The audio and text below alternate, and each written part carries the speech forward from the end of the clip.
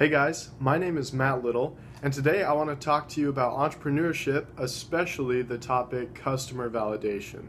First, I'd like to point out this great book, Nail It, Then Scale It. This is like the textbook, really good for entrepreneurship and how to do things right and to succeed. Let's say this just a couple times to get this in our head. Nail it, then scale it. Nail it, and then scale it. Say it with me now. Nail it, then scale it. Oh yeah, you're getting it. Okay, great. So, first we have to nail it. Now, what does that mean? We have to first nail the pain, which is easy. You just go watch people and you observe what annoys them. What annoys you. It's really easy to figure out what is a pain, okay? The hard part, though, is number 2, finding the solution, nailing the solution. And once you've nailed the solution, you've nailed it. So that's what I want to talk about. How do you nail the solution and know you nailed it? Well, you go talk with your customers. You have interviews face-to-face with them. Here are a few guidelines, though, when thinking about doing interviews. 1, you need to not sell it, but listen and learn in a humble way. You can't think that you're right, okay? Number 2, you have to go where your customers are. If your target customer would be a mom, you can't go talk with college students. You need to go to the mall or go door to door wherever you'd find moms.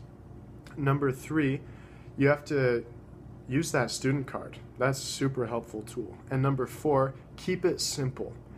No one wants to stop and talk with you for 15 minutes, most likely, unless it's a huge pain for them and they really want to voice that. So keep it simple to 4 questions. Nail it, then scale it gives 4 sample questions that you can adapt and modify to your product, to your idea, and really dominate with. Okay, so here are the 4 questions. You'll probably want to write these down. So 1, do you have blank, fill in the blank, this pain? Okay, do you have this pain? Number 2, tell me about it. What do you do to deal with that pain? Number 3, if I could make fill in the blank solution, would that solve your problem? Why or why not? And then you listen and learn. Okay, throughout this whole thing, listen and learn. And the 4th question, very important, it really shows if you've nailed the solution. What's the most you would be willing to pay for that? Okay, and you'll hear, if you listen and you hear people say, oh, I would pay so much for that, that's a really good sign. So I want to give a little example of what I've done this summer with car cooler systems. I decided I want to start a company. So my goal was to make a car that can be cool while it's parked out in the sun. So when I come back out to my car, it's a comfortable temperature. So first I started going and talking with college students. Hey, does it annoy you? Question 1, right? Does it annoy you how hot your car gets when you come back out to it on a summer day? And they'd say, no, yeah, usually, yeah. Yeah, it can get really hot. Okay, number 2, well, what do you do to deal with that? And I'd listen, and they'd say, well, I just roll down the windows and blast the AC, and like, that's pretty much what I do. Okay, interesting. Number 3, okay, so I have this little device that if you roll down your window, you can stick it on top of and then roll your window back up and it will cool the car. Would that solve your problem? Would that do it for you? Like, is it safe on my window? You know, and I would start to hear concerns or whatever. And then I'd ask, how much would you be willing, what's the most you'd be willing to pay for that? And then I'd hear, oh, $20, $15. Well, the product costs at least $20 to produce, so I know, obviously, I did not nail the solution. So, go back. I realize, wait, moms are a much better customer for me. College students are cheap.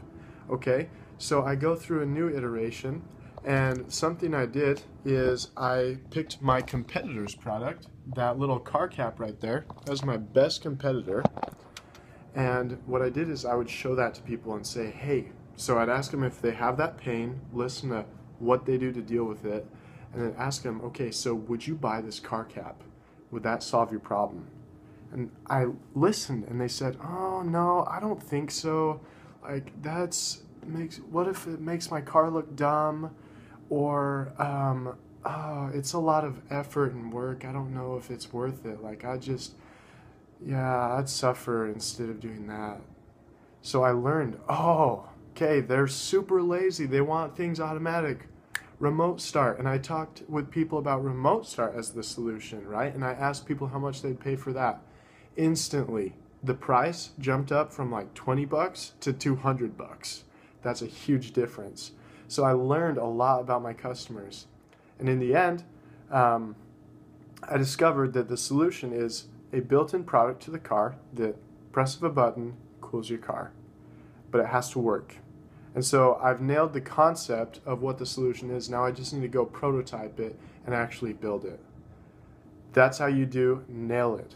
That's how you nail it. And so go ask these 4 questions with your customers. 1, do you have this problem? Whatever the problem is. 2, what do you do to deal with it? And 3, would this solution that I've made fix that problem? And 4, what's the most you'd be willing to pay for that? Have a great day, and nail it, then scale it.